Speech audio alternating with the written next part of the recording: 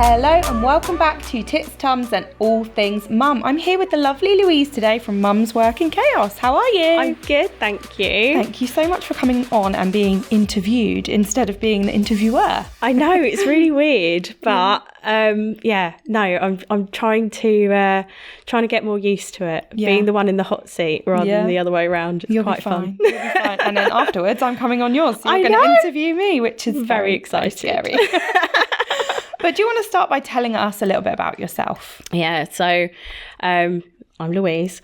I am a mum of three. So I have an 8-year-old, a 4-year-old who's starting school in September, thank God, and a 2.5-year-old who is affectionately named at home Destructo Baby because everything she touches just turns to ash. I have one of those as well, like a walking tornado. I don't understand it. Like on Monday, came in from my office into the house. All three of them were at home, and she'd somehow managed to get covered up to the elbows in that vinyl peel off nail varnish. Oh yeah, yeah. Oh in that, God. She got it on the wall, on the mirror, on the dining bench that's fabric covered, and I was But yeah, you leave her unsupervised for like 2 minutes. Yeah. And all hell breaks loose. Honestly, I had some friends over yesterday for like a play day. They were Bella, my eldest school friend's mums. Yeah. And all was fine. We live in a bungalow, so we often sit and have tea in the living room and let the kids go to their bedrooms. We can still hear them. Yeah. I let Bailey go in with the girls, and I was like, so he's 3.5. I let him go in. And I was like, oh, he'll be fine. Next thing I hear a massive bang, and I was like, what the hell? And I go in there, and he's thrown himself off of her bunk bed, the top of her bunk bed. Thankfully, she's a gymnast, so her floor is padded for her to practice. So he'd landed on the padded floor. But I was like, oh my God, like if he'd have just lobbed himself off onto the hard floor, he'd have probably broken a bone. Well, that's the thing. Like we ended up with gymnast mats as well. So yeah it's crazy. But as well as being a mum of 3, I also work full time in marketing for a cybersecurity company, and I have my own podcast, Mum's Work in Chaos, which is essentially that. It's a podcast for parents because we have a lot of dads listen as well, and it's essentially there to help you navigate the chaos of juggling it all. Which it will be for you, having a full-time job, 3 kids and other stuff going on as well. How is that, trying to juggle all of that? It can be overwhelming, but my daughter was diagnosed just before Christmas with ADHD, and that came about because my nephew had been highlighted as possibly having ADHD. And so I was doing a lot of research with my sister into ADHD. And then I sort of veered off into the world of ADHD in girls. And I was like, oh, that's her. And me. Oh crap. And it explains a lot. I've always had hobbies that I've started and never finished. I have an Etsy store that is currently not doing anything because I got bored and moved on. And so I see I need something else to help me, keep me going and keep me focused on all the other things that, aren't as interesting. And so my children are very stimulating, but equally can overstimulate me very quickly. My work is my work. And although I find it interesting, sometimes, everything goes through ups and downs and phases of interest and boredom. And I think that the podcast kind of keeps me on track. Do you know what I mean? You almost need that like creative outlet, don't you? When you've got an ADHD brain, you're able to focus on work, a job or whatever, when you've got something else that you can throw your creativity into. 100%. And it's got the right level of research, of meeting new people in a controlled environment. Yeah, I literally said yesterday with these 2 podcast episodes back to back, I was like, my social battery's going to be drained, because I have to literally like plan my weeks based on my social battery and how much I'm going to likely have left. And if I do too much with too many people, I'll just be like, okay, I need to sit in a dark room on my own and just be left alone. I totally relate to that. I had to go to London twice in the last 2 weeks for work. London is literally like an overstimulation nightmare as it is anyway, because like people are touching you because it's crowded, there's noise, it's hot. It's just a nightmare. The train was packed. It was noisy. I had my noise cancelling headphones on with no music on, just because I just needed some peace. Yeah. And then of course your thoughts are racing, because you're like, oh, they've got a nice handbag, or they've got nice shoes, or oh, I wonder what they're talking about, or why does they have to sit there and eat a ripe banana next to me? This smell is atrocious. And all these thoughts are just running through your head constantly, and then you're hot and you're thinking about the next stop, and oh, I've missed that one. Is the next one my one? Oh, I've got my noise cancelling headphones on, so I can't actually hear the announcements. It's like, oh my God. And so you're trying to keep on top of it all. And then I had to find the place. And so I always end up I tend to end up early to the places that I'm going to, because I get anxiety about getting lost. And so I actually factor in getting lost time. A lot of the time. Like I even took a wrong turn coming here. I do that all the time though. I get distracted listening to my podcasts or music or whatever. I'm like, oh, whoops, I was meant to turn off there, never mind. Exactly. Like I was talking to my mum on the way here, and that's when I missed the turning. I was like, damn it. But it's just the easy distraction of it all. But then also the working out what to wear. So, who's going to be in the office? Is the CEO going to be in the office? Do I need to look more professional?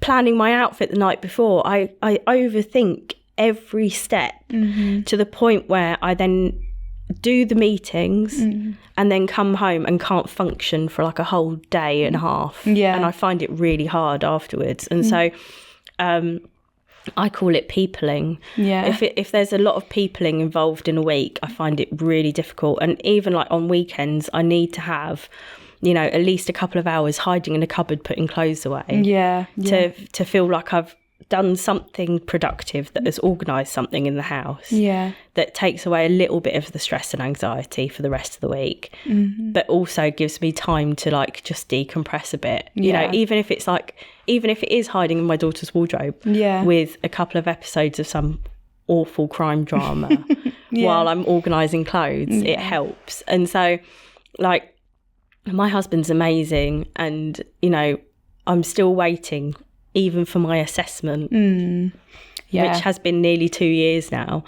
And he knows when I'm on low, and he'll literally just be like, right, girls, we're going to the supermarket, or we're going to go to the park. Mummy's going to stay at home for a bit. Let's go. And you can get those badges. Have you seen them? That you can move the slider up and down depending on where your social battery's at. And, like, I know. You don't actually have to communicate that you're feeling that way. You can just move it down and just point at it. And then everyone hopefully leaves you alone. I think I need to get one of them. I think I do as well. This podcast is proudly sponsored by Cover My Bubble. Emma and Chris lost their baby girl Lily Beth at 1 month old and faced financial struggles on top of their grief due to not having life insurance. Now they help others by offering insurance for parents, children and bumps, covering critical illness to income protection. Visit covermybubble.co.uk to cover your bubble. But do you have any particular tips on how you manage the juggle of working full-time, being a mum of 3, doing the podcast, like all the things? Because I struggle as it is working kind of part-time. I mean, I don't even know. I work 3 jobs, so it's probably full-time if you add all the hours up. But like, it's a struggle, and I often drop the ball and forget things. So how do you keep on top of all of that? I switched. So instead of getting upset about, like, I've tried using diaries and planners and all of that stuff. Do you have like 100 of them that where you've written one page and then you've got bored and put them away? Yeah. Same. But I've sort of found a solution that sort of works for me now. And that is, I have a planner that has a month to view page. And I literally just put everyone's birthdays, everyone's dates in, and I do it in one day. As soon as I get the planner, because that's when the dopamine is high. You want to use the planner, you want to get it done, right? You've got the planner, your whole life is going to change. You're going to do it. So the dopamine is high. So then I fill the whole planner out with everyone's birthdays, term dates, the whole shebang. So that is done. And then I have a wall, like a month to view magnetic calendar that sits on my fridge. And I fill it out every month on there as well. So I use one day to sort of transfer the brain dump to the calendar on the wall. And as the dates and things come in, I sort of I try and update them as much as possible. But I do rely very heavily on the WhatsApp group for school. And also my friends who are a bit more organised than me. So I'm really lucky that I have 3 amazingly really close mum friends from school. And we all have different attributes. Some of us are more organised than others.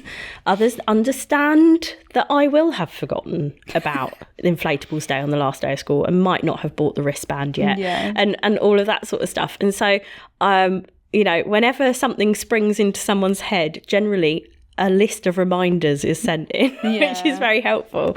But I'd say mostly I sort of get by with as many routines as I can possibly manage.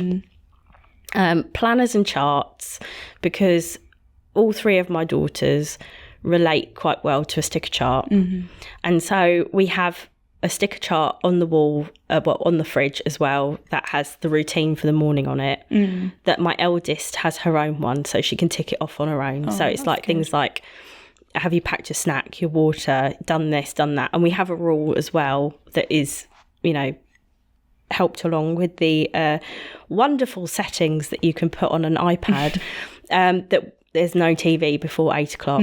That's a good idea. So she has to get fully ready before she can turn the telly on or before she can access her iPad, because otherwise she walks around the house like a zombie, it's nagging hell. And there's me getting more and more stressed out about, have you got your shoes on yet? No, get your shoes on.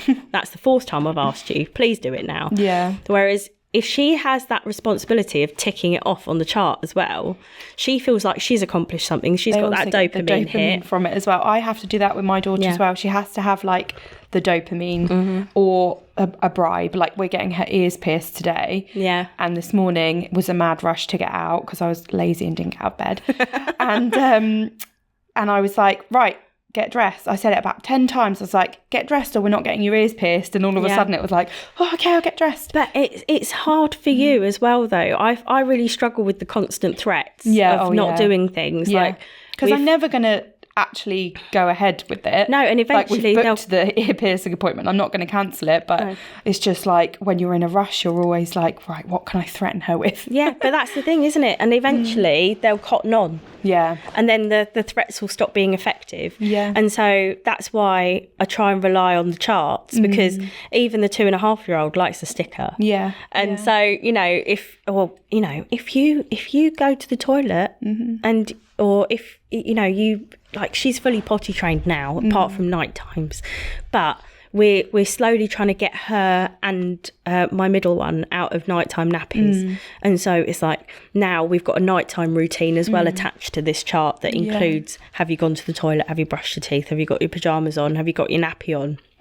And then every now and again my 4-year-old would be like, I don't want to wear a nappy tonight, and it's like, right, okay. I know I'm going to be up at 3 a.m. when you start crying because you wet yourself, but at least she wants to try. And so I find that the charts are helpful, not just for them but for me, because then I remember to check, has she got her snack, has she got her water for school, and all of that stuff as well. But we've had all these reward charts though, and after about 2-3 days the dopamine's worn off and she's over it and she's bored of that thing now. And I'm like, great. So we've had sticker charts, we've got like a wooden one from Aldi where it's like little stars that you put on it. She's bored of that one. I need to become an ambassador for this brand though. There's one in America, they're not yet in the UK, but I'm like, have you got a reminder that I can sign up for somewhere for when you're in the UK? Because it's a giant iPad. It's like A3 sized iPad that goes on the wall. I've seen the with advert. like a calendar on it and like a tick thing for the kids and a reward chart.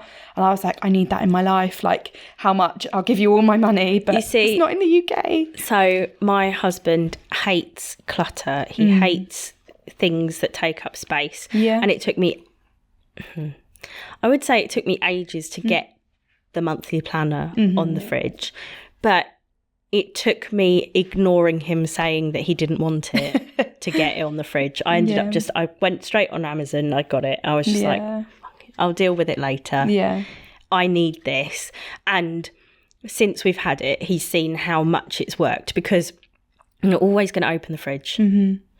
So it's right there in front of my face. As soon as I'm making coffee in the morning, you know, as soon as I'm getting stuff out for the girls for breakfast and all of that sort of stuff, I do struggle with like certain other things as well, like putting laundry away. So I am great at washing it. I'm great at folding it. I'm shit at putting it back. I find it really hard. And so now we have now started giving my eldest pocket money for putting her own clothes away. I'm trying to work out what the right age for doing that with the 4-year-old is. But like, she likes to have responsibilities because it gives her that dopamine hit as well of having the responsibilities, being seen as older and everything. She really likes that. And she's always been very helpful as well. So like, instead of asking her to do things, I'd always pitch it as, can you help me? Yeah. Can you do me a favour? Yeah. Because if I say, oh, can you do this?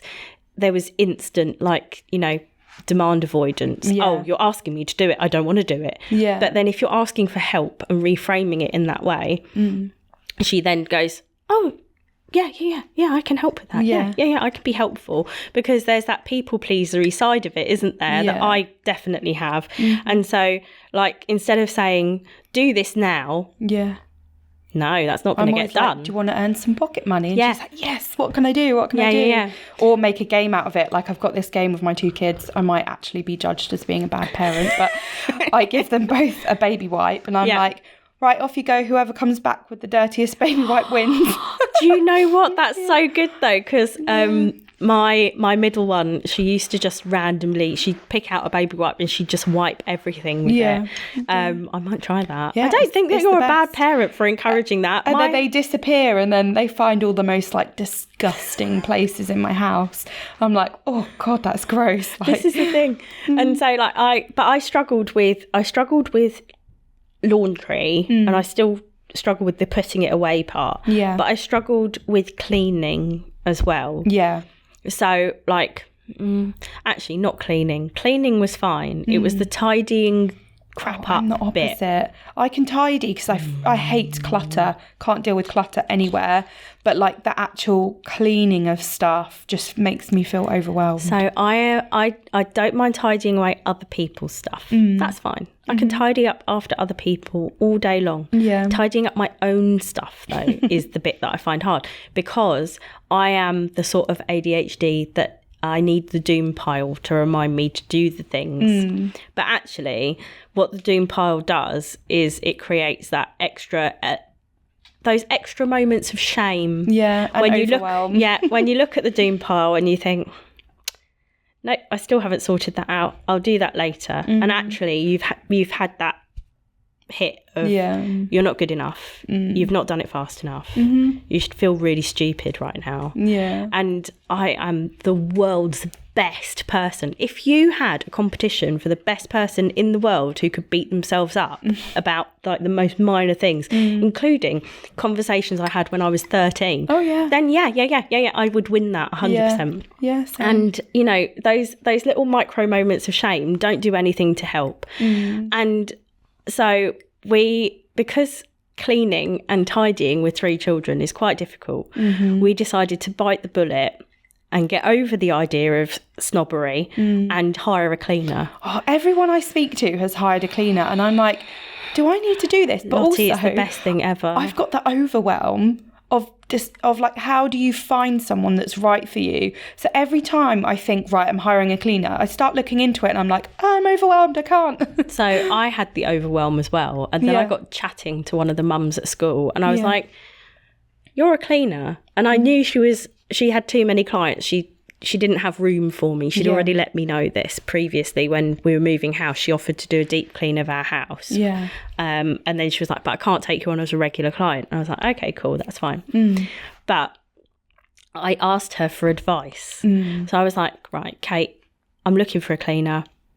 I've done a Facebook shout out. Yeah. I've got a bunch of people who are ready to go. But one, I don't know if they're good. Two, obviously, how do you get references for this shit? And you need to be able to trust them, because if you're leaving them in your house on their own, like I had a friend whose mother-in-law got arrested because she was a cleaner and was just nicking stuff. And I was brilliant. Like, now I feel like that's like in my brain and I'm terrified that I'm going to get a cleaner that's going to start like nicking stuff. I mean, try nicking my jewellery. It's all like Primark costume jewellery, but like, you know, something. So that's the thing. So like because I work from home, I'm always there when she's there. That's true. Like sometimes I'm not, but I thought like, oh God, how awful does it look? Like I had to get over the real shame of it. Yeah. Like the shame of asking for help. Yeah. The shame of being there when they were there. Yeah. Because like, well, you know, I'm there, but that's my work day. Yeah. So although I work from home, I work remotely for this company that I work for.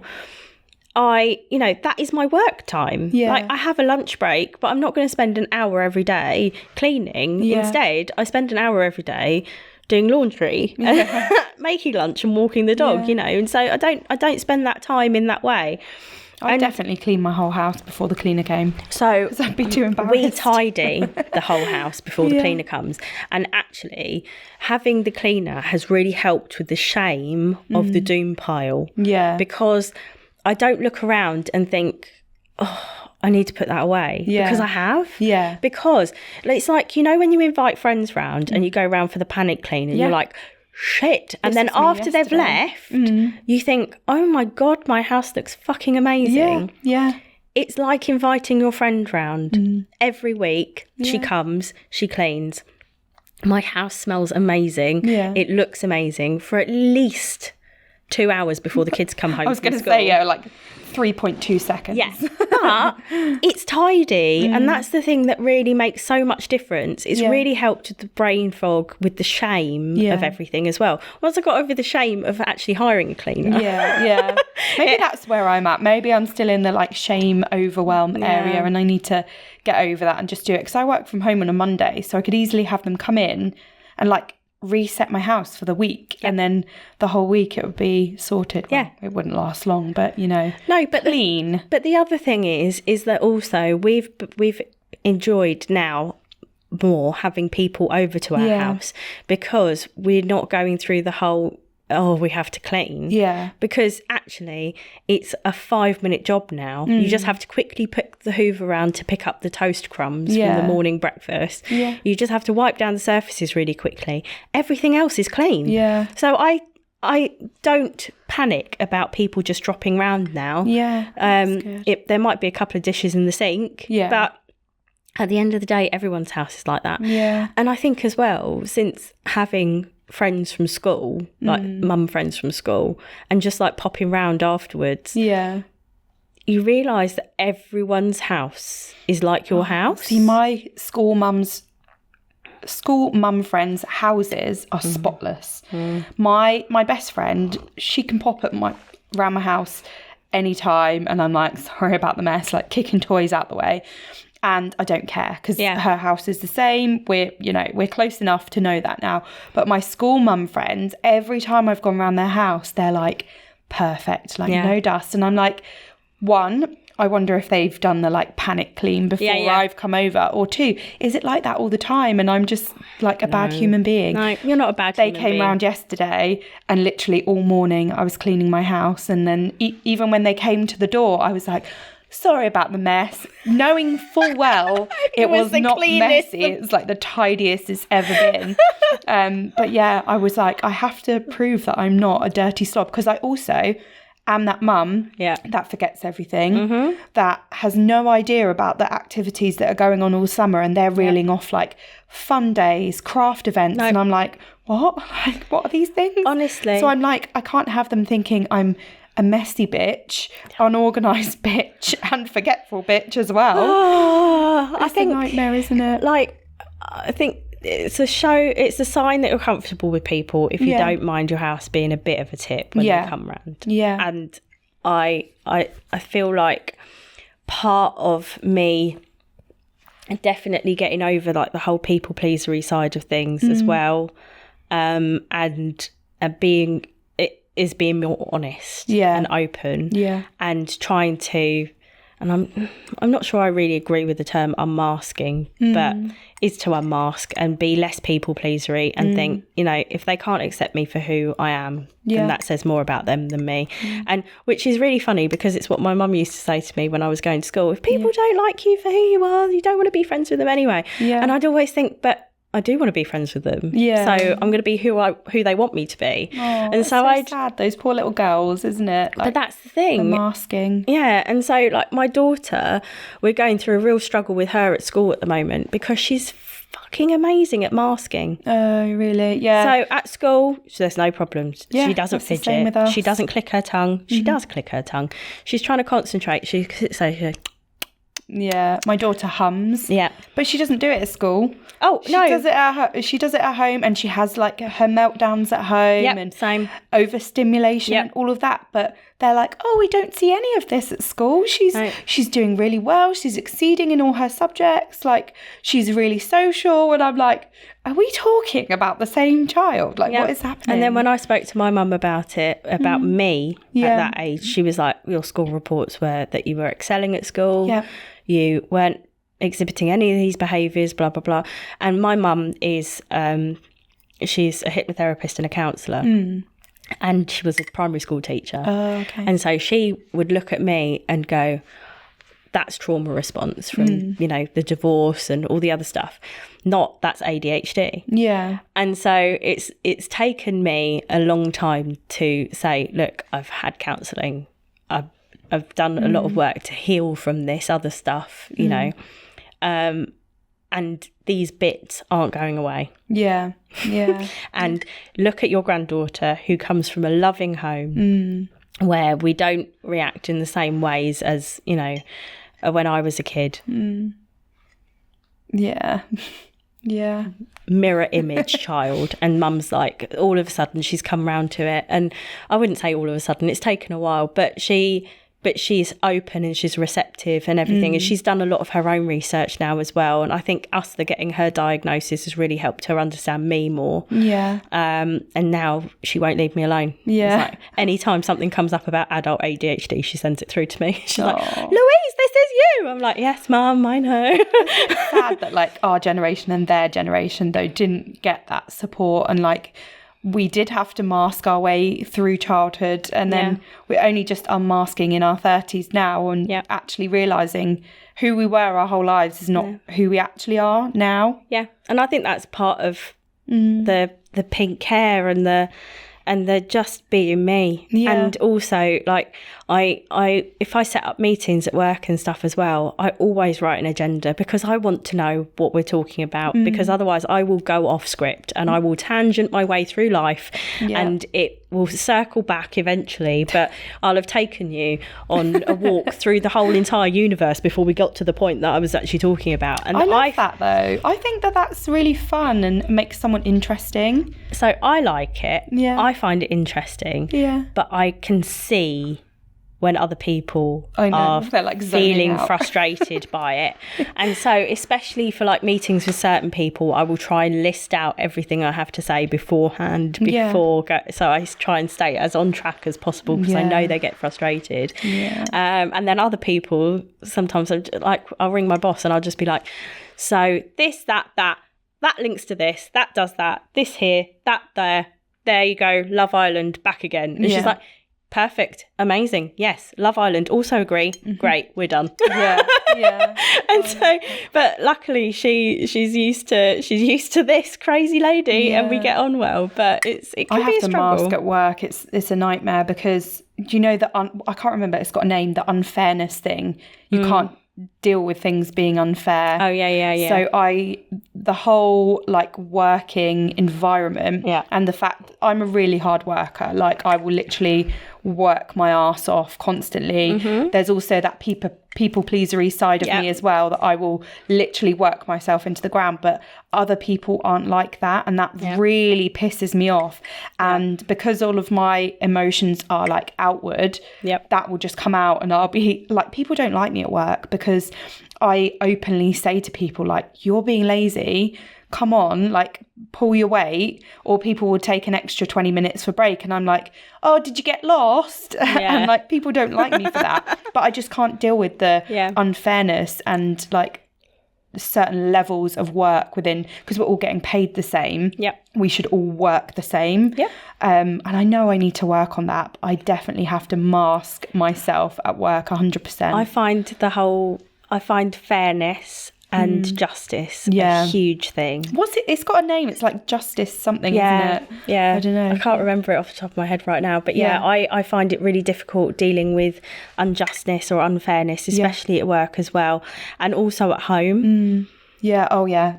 That's for a whole other podcast episode. Like, my husband and I have mentioned the D word way too many times over like unfairness and like the unequal split of the mental load, parenthood. I've got a nice podcast episode on that. This is like a 10-hour podcast. Oh yeah. We should do a series. I could rant about that for freaking hours. But yeah, I try now, instead of like, so as I said, I do the laundry, but most of the time, like, he cooks more and does the dishwasher more. And so instead of seeing things as like a tick list of like, he's done this, I've done that, and like a tally during the day, like it's competition. I'm petty. I will tally. I will tally. So I was, and I would, and it made it so much worse. And and sometimes, about once a month. There'll be an outburst about how little he does. What that once a month I don't know what that could be about, but there will be a very minor outburst about how I've done all the bedtimes or all the mornings or all of this or all of that. And I just think it's not worth it. And so there will be a make-up at some point, and we will talk about it. Is it a week after? Yeah. And then when the fog and the red rage has like diminished. But it takes a while to get around to that point. And I think, like you were saying about how do I juggle it all? You can't. There's no way of juggling it all. I do drop the ball. I miss things. And you know what I've really found fun about doing the podcast is learning other people do as well. People who are really successful. Like I interviewed Daisy Upton, 5 Minute Mum. For my Starting School series last year. So I've continued that series this time as well. But she came on to speak about her book called Starting School.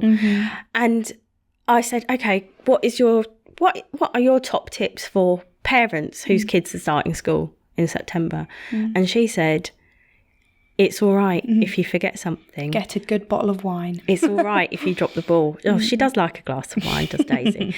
But yeah, she told an anecdote, a story about how she forgot that it was a whole school Roman event, and she just thought it was for her son Ewan. And so she sent her daughter in normal school uniform, and then she had to run home, get a flat sheet and a belt and some sandals, and run back to school and dress her daughter in the reception area of school. Because she forgot that it was a whole school event, and she thought it was just for her son's year because they were learning about the Romans. And it was just like, well, that helps. Everyone drops the ball. Everyone forgets something. And it's all right. And it's all right not to beat yourself up about it, because you've just got to give yourself some leeway and some understanding and some compassion that is going to happen. And stop expecting perfection from yourself, because it's impossible. There's no way on earth that anyone is going to be 100% perfect 100% of the time. And I see these memes all the time on Instagram, and one of the ones that I find really, really has helped me, and I believe I've screenshotted it many times because I'm one of those people who screenshots 20,000 screenshots that you've never looked at ever again. Yes, that's me. And so I've screenshotted it probably about 5 times and probably sent it to my husband about the same amount of times as well. And that is the graph that shows like the amount of effort that is 100% effort across a week. Yeah. You know, you're giving 100% of yourself at all times. Yeah. But it might appear like you're doing 50%, then 70, then 12, then something else, you know, and it's about your social battery. It's about how, you know, you're feeling in general, how much effort you've put into one thing. You might not be able to put that same effort in the next day, and that's okay. Yeah. And it's about understanding your own ebbs and flows. And so, like, I've really struggled with the end of term. I've found it really hard. I had to stop recording my podcast because I couldn't concentrate on it because of all the crap going on at the end of year. There were awards assemblies, there were, inflatables day, there was some sort of crazy hair thing. Was that going to happen? Down. Was that not? Pound for this, pound for that. Oh my God. And then, there was a penalty shootout thing that happened because of the Euros. Oh. And then we were meant to go in red and white if we won, but then we didn't. And then people were debating whether they were still going to send their kids in red and white or not. Oh, my God. And then it's just like constant. It's constant. And then there was the end of year dance show for my daughter's dance classes. There was buying costumes, getting her there, rehearsals, all that stuff. All happens at the same time, as well as settling in sessions and graduation for my daughter who's finishing nursery and starting school in September. And I just felt like I had a bucket of sand over my head, you know, like I was now a portable ostrich. I wasn't just going to stand statically doing it. I had to still wade myself through it all, but I couldn't, it's taken me till like, you know, a week afterwards to get to that point where I feel like I can finally bring my head out of the sand a bit. Yeah. It's finally safe again to start putting more energy into other things again. Yeah. Because all of my concentration hasn't been taken up by remembering shitty dates for stuff that doesn't matter. Yeah. Yeah. So like, true.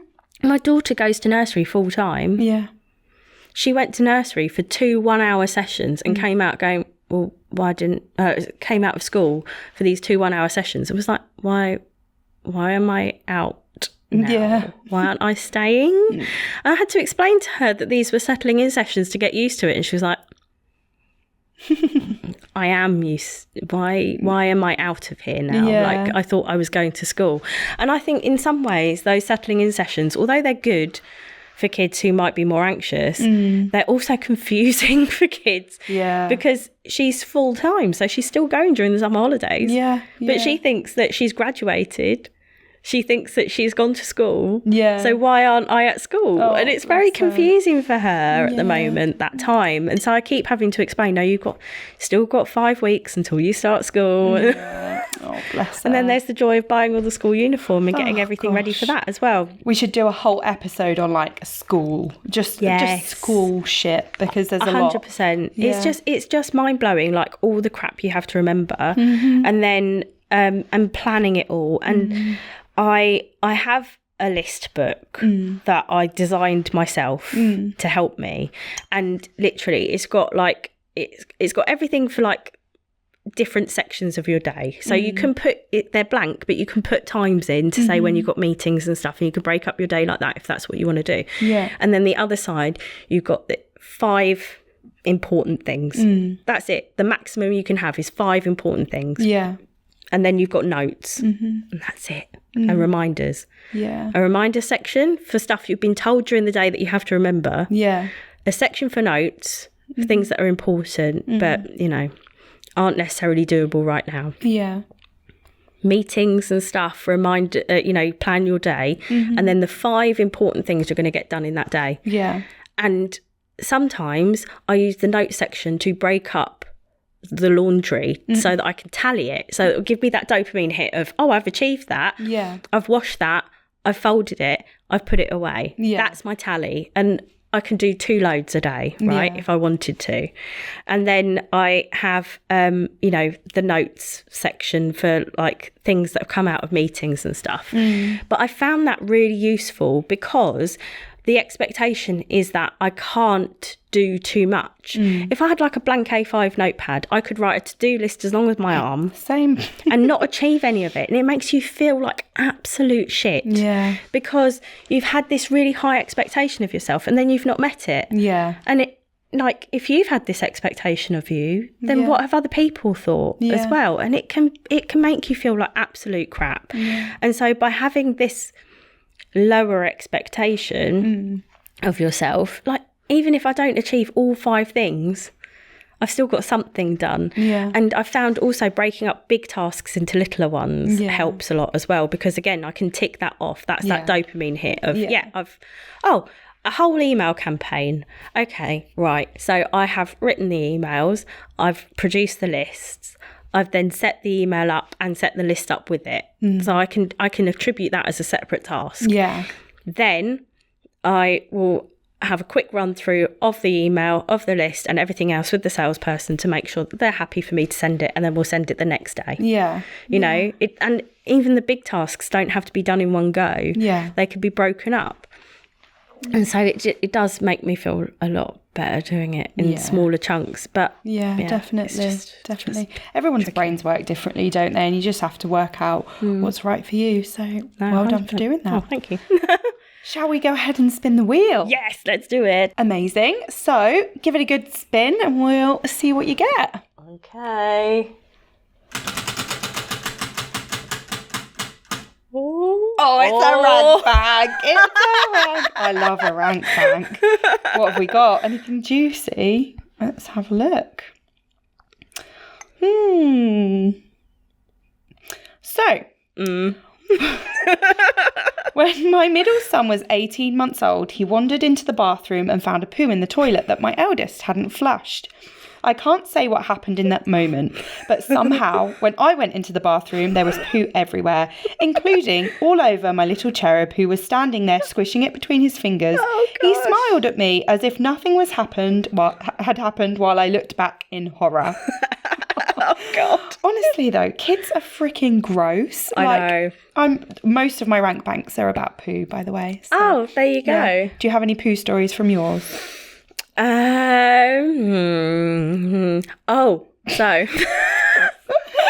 the funniest poo story I have is when my eldest was still in baby grows. She had a bit of a dodgy tummy, and essentially she was still fully dressed in her baby grow. Yeah, and somehow she'd followed through so hard that it come out of her baby grow. Out of her nappy, out of her baby grow, and went all down the wall, down the changing unit and on the carpet. And literally my husband was just standing there holding her. Yeah.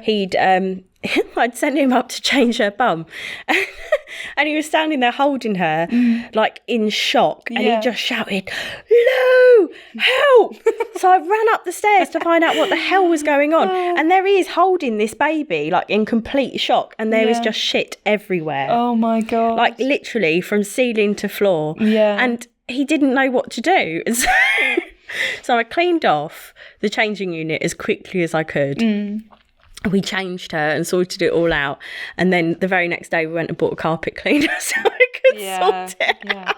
God, I think all mums need a carpet cleaner because most of our carpets have had poo on at some point. But don't they all? It's so funny. If it's not children, it's the dog. Yeah. Oh yeah, I'm so glad I don't have a dog because the children's poo everywhere is quite enough for me. Thank you very much. Yeah. No, and then yesterday my my youngest I think exploded. So as I was saying, she's fully potty trained, so she likes to take herself off to the loo and sort herself out. But if it's a poo, we've told her she needs to tell us. Yeah. But I came into the bathroom, my husband was looking after them again.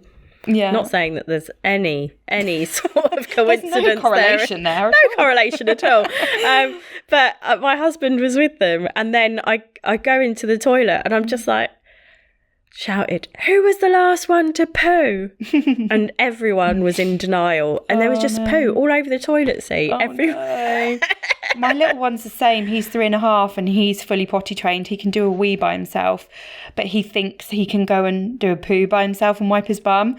And sometimes I don't even know that he's gone. Like if he says, "I need a poo," I'll follow him in. Yeah. But sometimes he just takes himself. And then the other day he'd done a poo and not wiped himself properly, and he'd like pulled everything back up, and I'd gone in the bathroom after, and where he's grabbed the toilet roll with poop covered hands, oh my God, it's all on the wall behind the toilet roll.